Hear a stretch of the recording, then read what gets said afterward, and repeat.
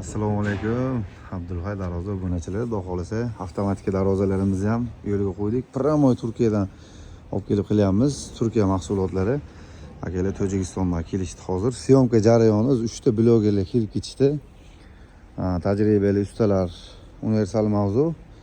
Yana bitta okamlar kelib ketdilar. Oka endi birinchi marta berdik. Xudo xolasa Tojikistondan klientlar kelishdi. Inshaalloh hozir razmerlerini yozib olyapmiz.